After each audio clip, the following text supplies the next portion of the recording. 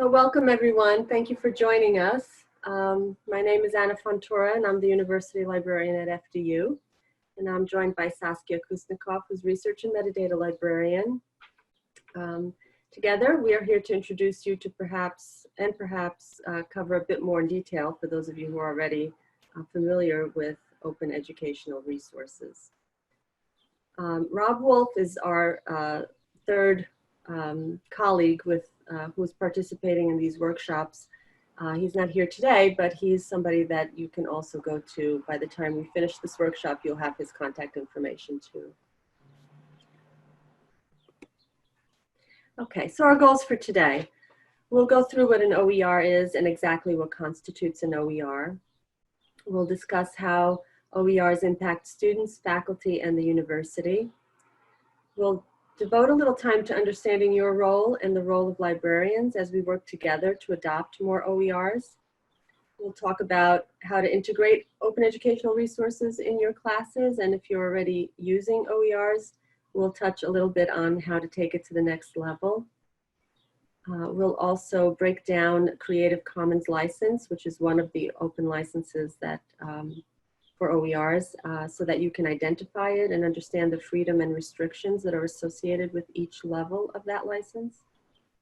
And we'll show you how to locate and access OER repositories and locate specific resources.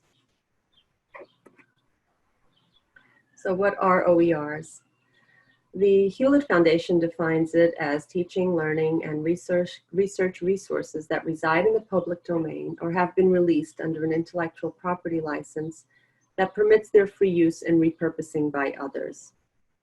So they come in many different formats, but they're all educational and they're free unless the user wants or needs a different format. It is always available electronically and therefore easily accessible to those who have technology. And we'll cover some of the challenges that also come with that, but they are freely accessible and digital. And there's no limit to the number of users who can use an OER. And it has some version of an open license, giving users permission to interact with the content. They're sometimes referred to as learning objects.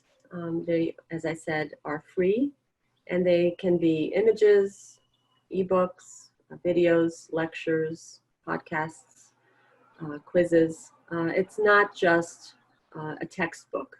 Many people think that OERs are just textbooks, and that's not really true. They come in many different formats. Are library resources considered OERs? Saskia will go a little bit more into this, but the short answer is that not everything that is in the library is an open educational resource. Everything that's in the library is free to our students. And so in that case, in that sense, we're making resources freely available to students, but the majority of our vendors' content we have to pay for, obviously. But sometimes vendors bundle free and paid content together, so there is some OER in there as well. And we've also curated some materials, purely open educational resources. We've curated that information to you so that it's easily accessible and visible. So we'll go through that a little bit when Saskia takes you through our website. We'll be able to identify what's free and what's paid. So why adopt OERs? Well, let's start with the fact that we are mandated to promote it by the New Jersey State Education Department. This was a law that was passed last year, and it states that within a year, an institution of higher education has to submit a plan to the Secretary of Higher Ed to expand the use of open textbooks and commercial digital learning materials in order to achieve savings for students enrolled in the institution.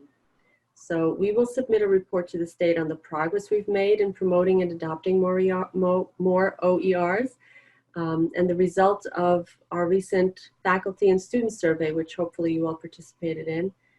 So we'll report out on, for example, percentage of courses that offer zero textbook costs, how many courses have adopted some OERs, even just library resources, so that that content is also free to students.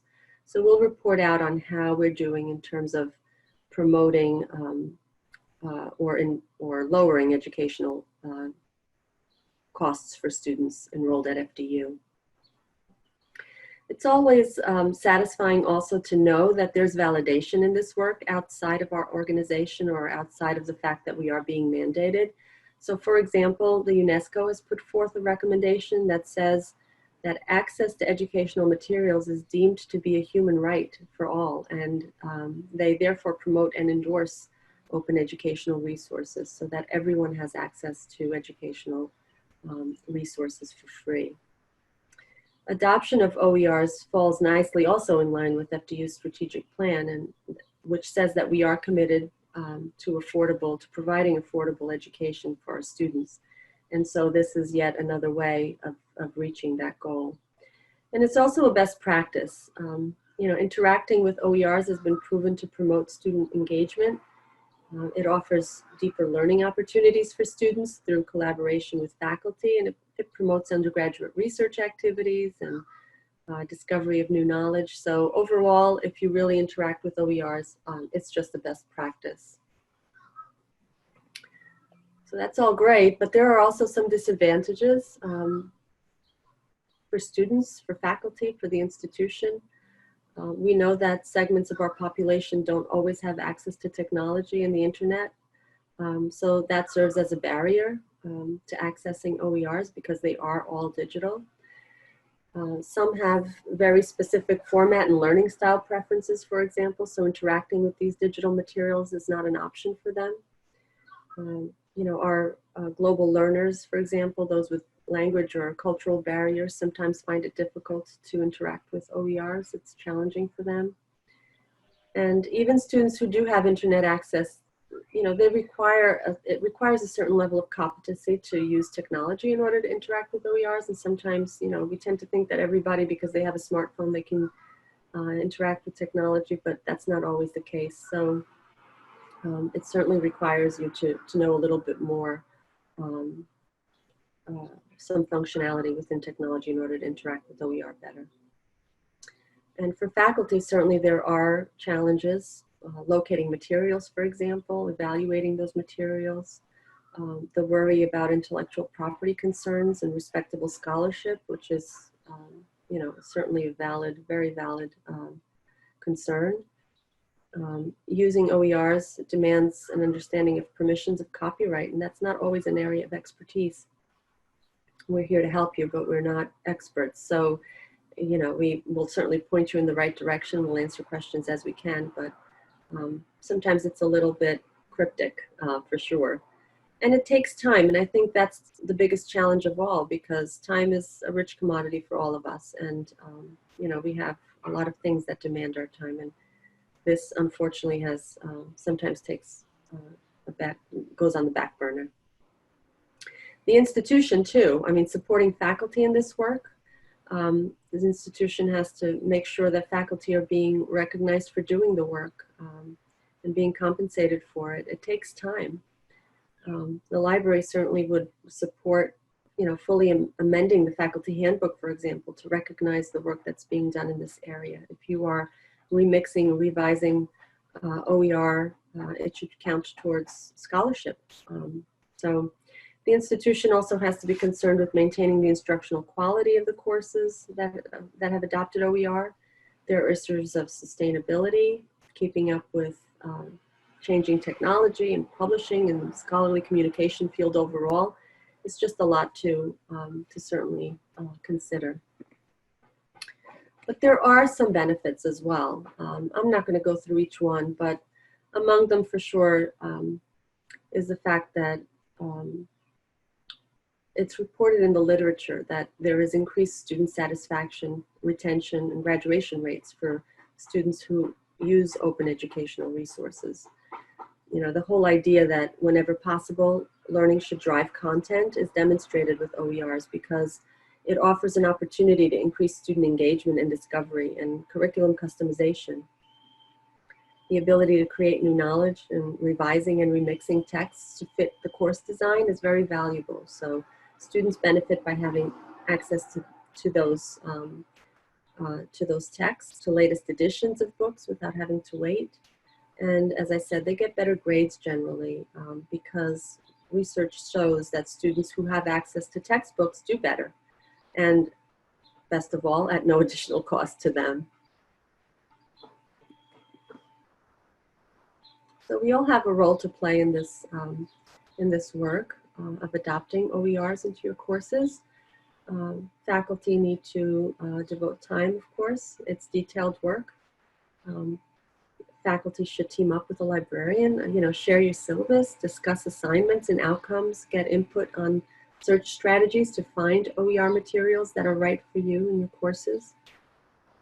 You are able to evaluate, only you are able to evaluate and select resources that match your learning objectives and student outcomes that you've set for your course. So we can certainly put you on track in locating appropriate material, but ultimately you are the only one who can choose what's right for your course.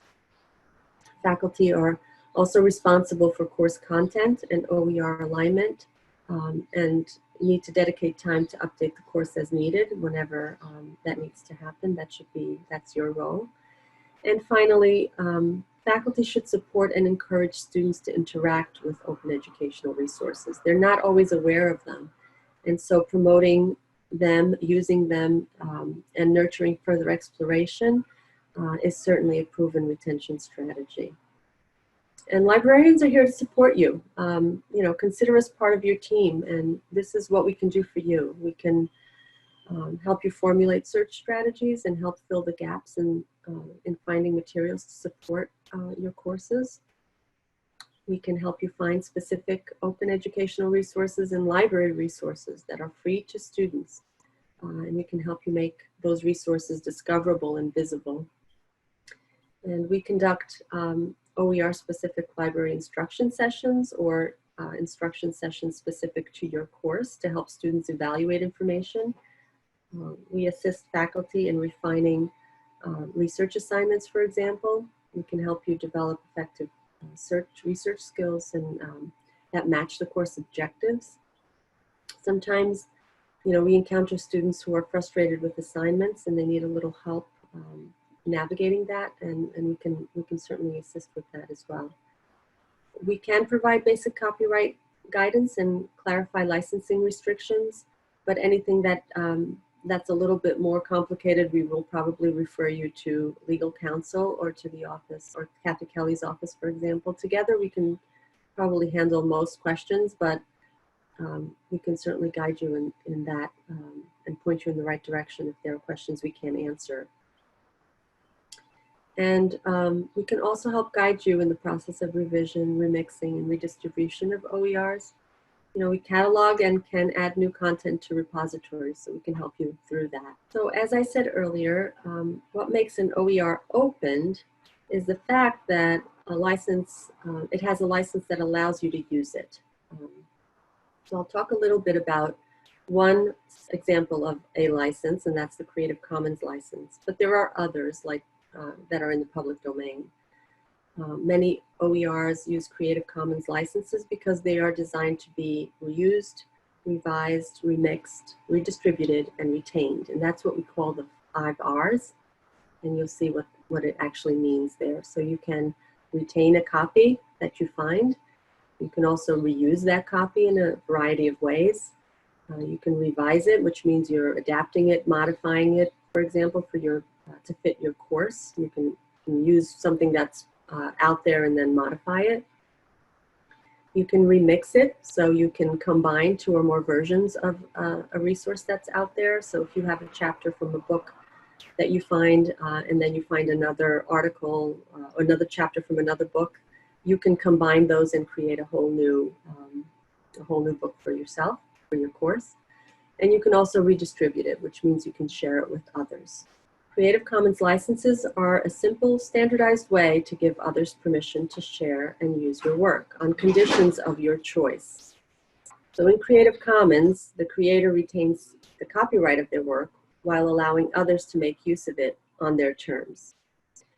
So Creative Commons offers 6 different license types, which are all combinations of 4 different attributes. And these are the attributes. So attribution by, It's all Creative Commons licenses require that you must give credit to the way the creator requested it. Share alike, that basically means that you cannot change the license of the work when you reuse it. This attribute allows others to copy, distribute, display, or perform, modify a work as long as they distribute any modified work on the same terms. Non-commercial is pretty self-explanatory. You can't distribute, display, perform, or modify the work for money, for non-commercial purposes. So you can only do it for non-commercial purposes. You can't benefit from it financially. And no derivatives allows others to copy, distribute, display, and perform only the original copies of the work. So if you want to modify or remix it, you must get permission for the creator first, from the creator first. So here are the 6 licenses that use a combination of those 4 attributes I just showed you. And they range from being the least restrictive, so that would be the CC BY, which only requires that you cite the original author of the work. And the combination goes all the way down to the most restrictive, which is CC BY, non-commercial, no derivatives, meaning you can't profit from the work and you can't sell it and you can't change it. Here's an example from an actual textbook. Saskia will show you this live in a minute.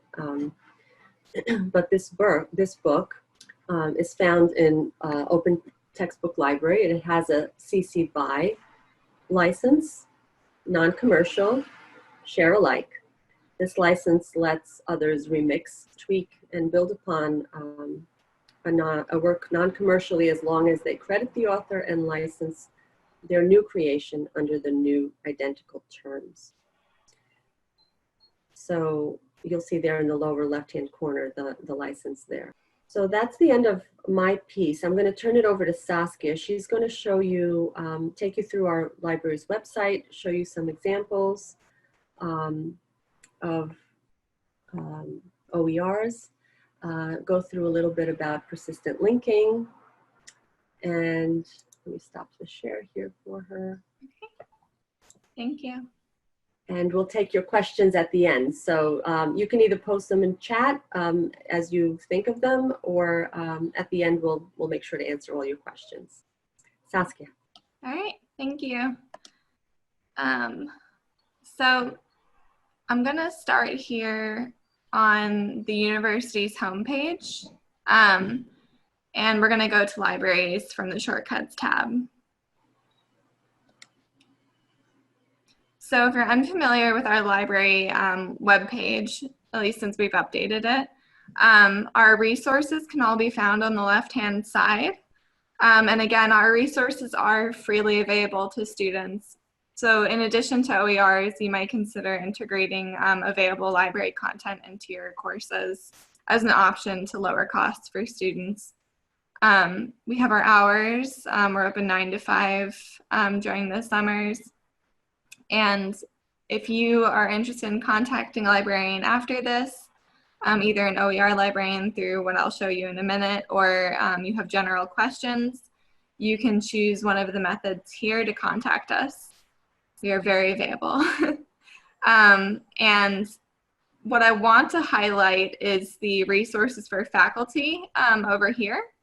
So in addition to being able to request library instruction, which we're still doing online, handle course reserves or suggest a purchase, we also have made our guides for faculty available. So the OER guide, or the Open Educational Resources Guide, is right here, but instead I'm going to go to more guides just to show you the other guides that we have available that are designated for faculty. You might be interested in perusing research guides a little bit more. We have subject guides as well. But for our purposes today, I'm just going to go directly into the OER guide. So the OER guide is broken down into different sections.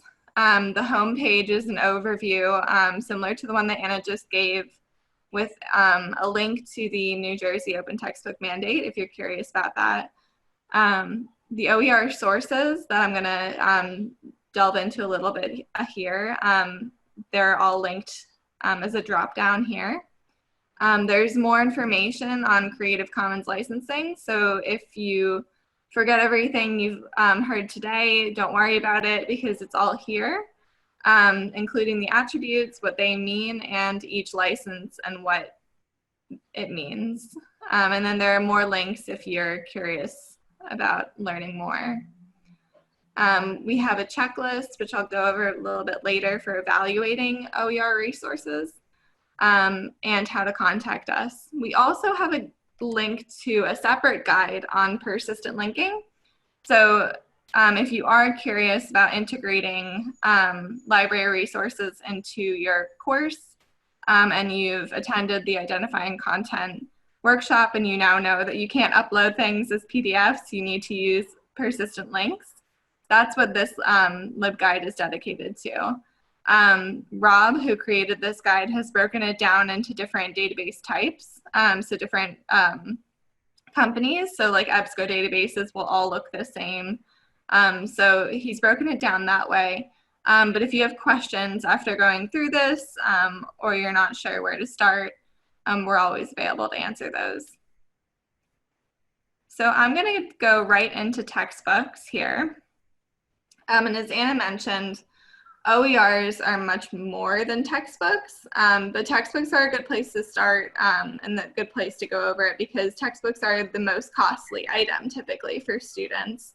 So I'm going to delve into Open Textbook Library. But before I do that, I want to go over this icon key here. So it's pretty self-explanatory, but when you see the green bubble right here, that means that you can expect everything to be fully open access. Nothing will have a more restrictive copyright on it. So all of the textbooks in here are designated as open access resources or open educational resources. So you can go in safely assuming that everything is open access. If a red dot appears, it means that it's partially open access. And that means that there's a mix of copyrighted content or paid content and open access content. You'll find that most often in the journals, which have a mixture of open access articles and paid content articles. This blue or purple dot, I'm not quite sure, means that that resource has its own peer review process. So there are reviews available, or they have a peer review process that's accessible and you can read about it. So if that matters to you when you're evaluating these resources, or look out for that. And the final one that I want to point out is Creative Commons. So if a resource has all or mostly Creative Commons resources, then you can look for those as well. And as you gain more familiarity with Creative Commons, that might be helpful to you because you understand how you can use that resource and you know that you're using it the right way. So some of that anxiety will be gone. So I'm going to go into Open Textbook Library.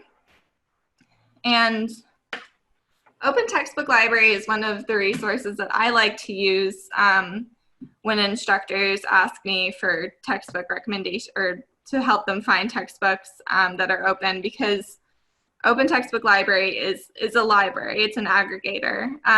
They kind of centralize all of these textbooks that live in other places. So you can search across all of the ones that they've made available. So they're not a publisher, but they do make these things available as kind of like in the search engine, basically. So they have access now to over 700 textbooks, with more being added all the time. And all of these books have been licensed to be freely used, adapted, and distributed. So all of them, most of them will be remixable. You'll be hard pressed to find those that are not. But you will find some that are non-commercial, so you won't be able to sell anything that you create with them.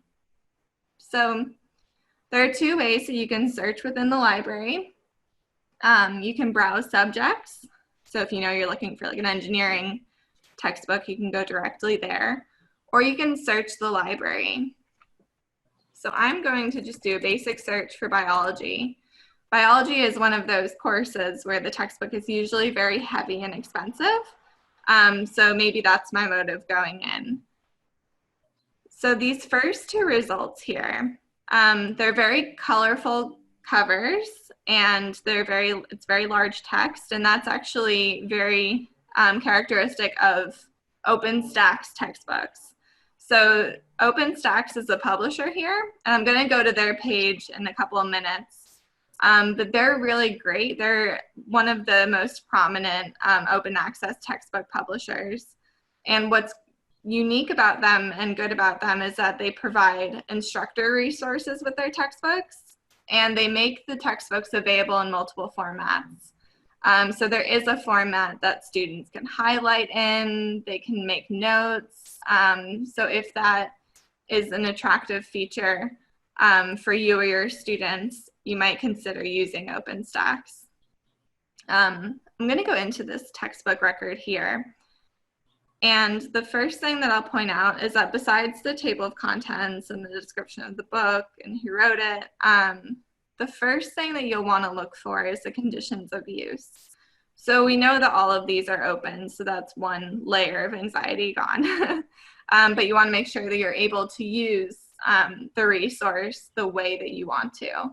So this is a CC by license, which we know is the least restrictive, so you can do anything with this textbook as long as you cite the original author. So you can edit it, you can use chapters of it, you can share it, so you can do whatever you'd like as long as you cite the original author. This book is available in multiple formats because it's OpenStax.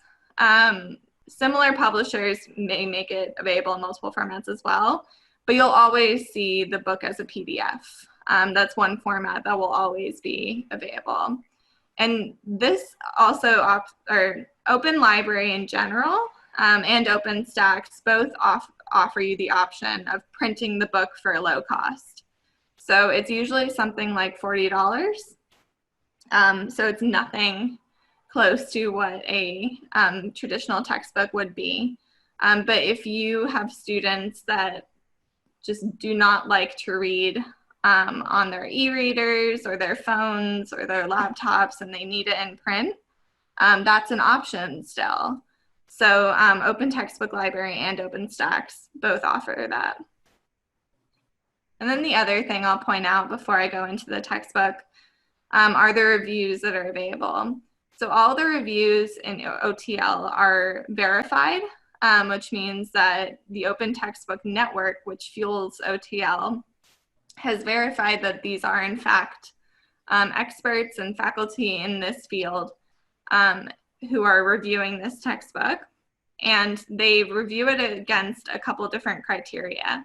So they'll review it for comprehensiveness, content accuracy, relevance, longevity, clarity, etc. So if the reviews are something that you like to look at in your evaluation of an OER, then they are there for you.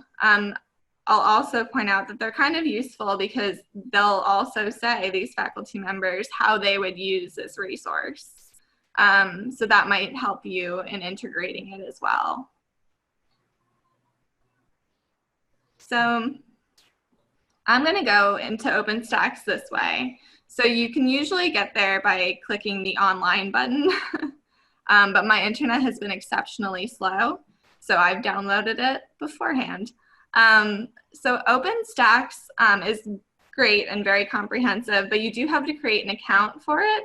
It's free, it's totally free, but they need to verify before you're able to use the instructor resources that you are an instructor.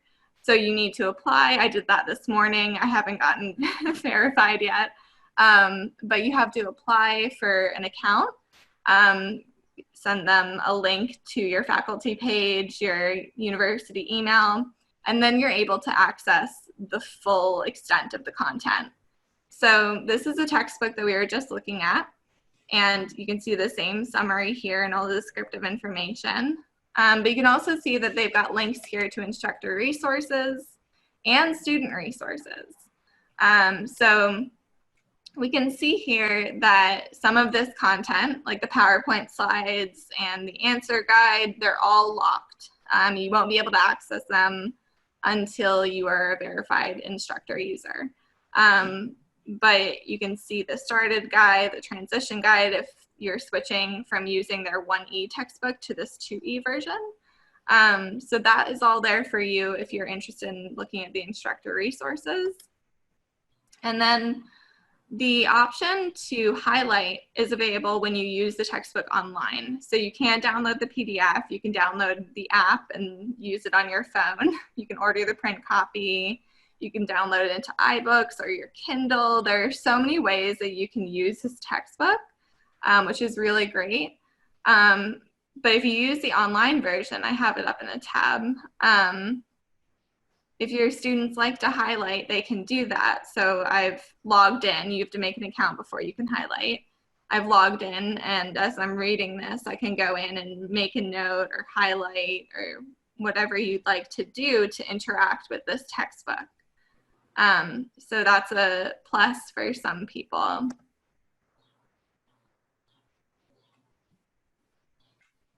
So I'm going to go back to the LibGuide now.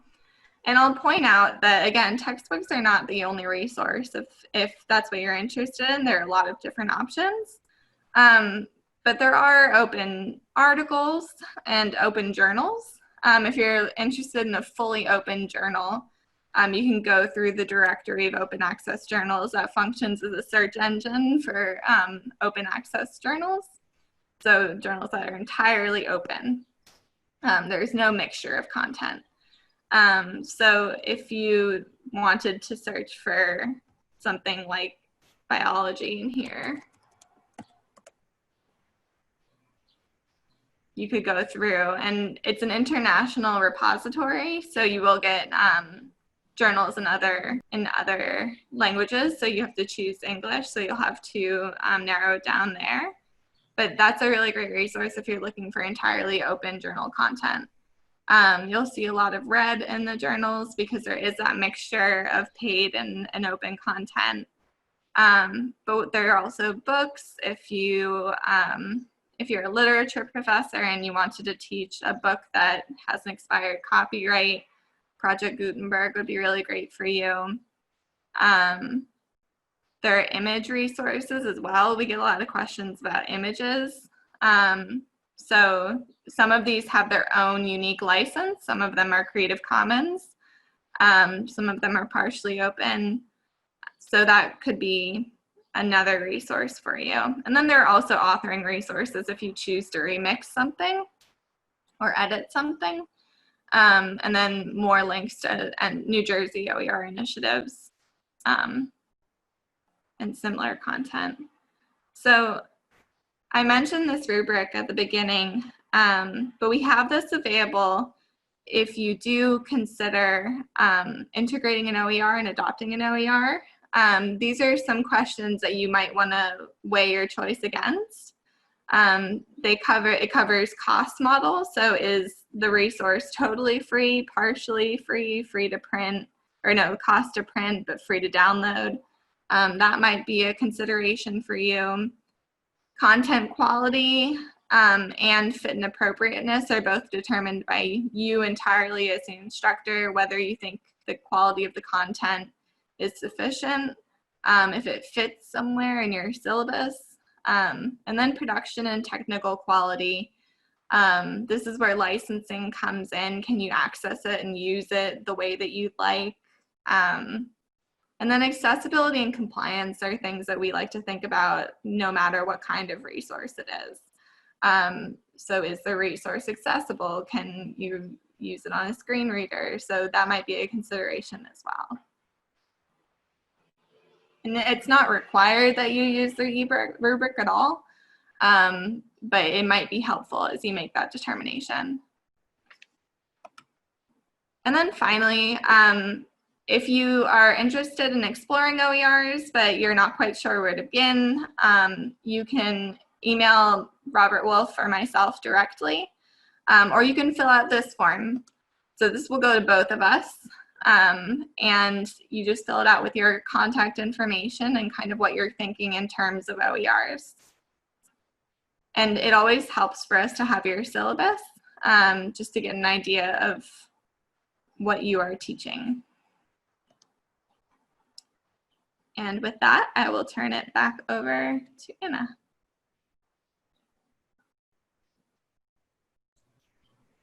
Thanks, Saskia. Are there any questions before I go on? Any at all?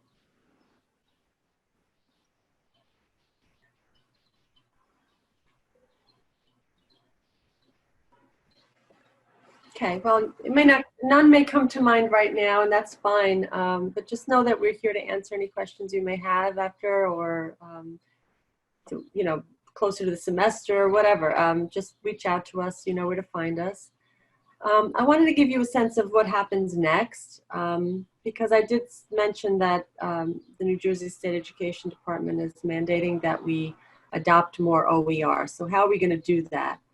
I thought I would share that we will be putting together, I cringe when I say this, another committee, a task force, whatever you want to call it, but we'll get together with a group of people that have, so that it's representative of our institution overall, and certainly that includes all the stakeholders in this process.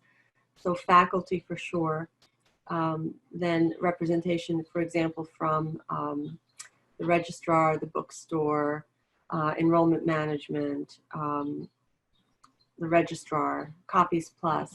These are all areas that have some say in where we take this initiative, or how we should adopt this initiative going forward.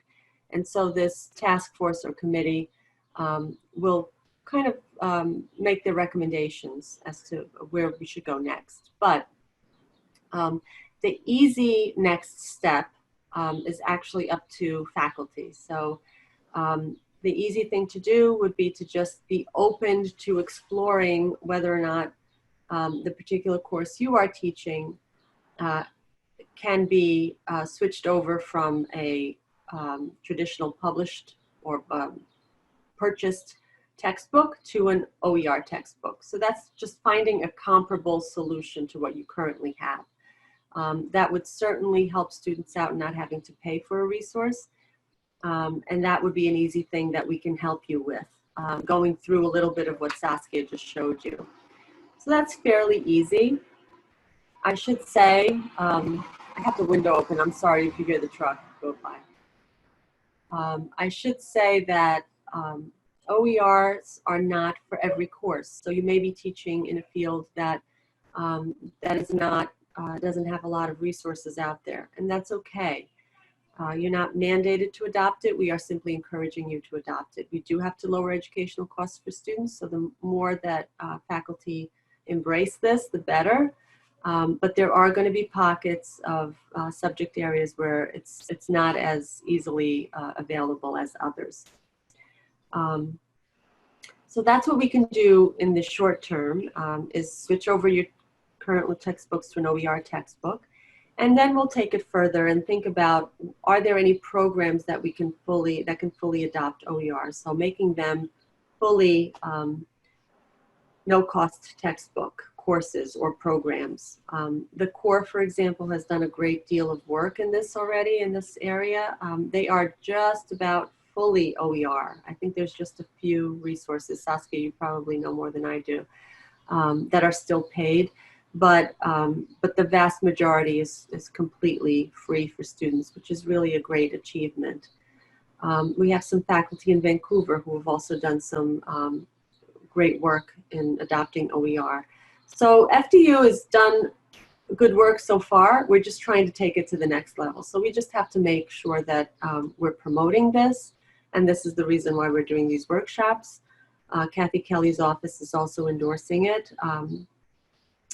as a way to revisit curriculum, to do some instructional design. It's certainly an opportunity to involve your students in working with OER. So this is just a little taste of it. If you want to take it to that next level, certainly reach out to us, reach out to Kathy Kelly's office, and we'll help you get there. So that's all I have at the moment. Any questions at all? They can be specific to your discipline as well if you have any questions. I don't know if either of you attended Kathy's identifying content and copyright workshop. She mentioned persistent linking. We covered it here as well as a form of, reinforcing that. If you have any concerns about how to find a persistent link for a resource that you have in your course, please let us know. We can certainly do a workshop on how to do that. It would be a mini workshop because that's, once you see and know how to do it, it's really very easy. But we certainly can do that.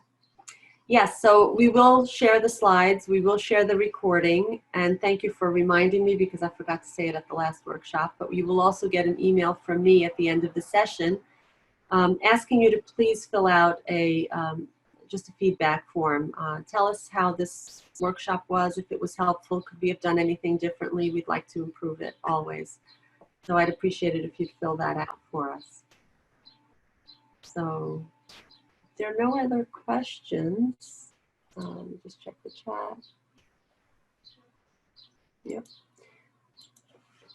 If there are no other questions, you've got 15 minutes of your day back. Thank you for attending. I appreciate it, and have a wonderful weekend, everyone.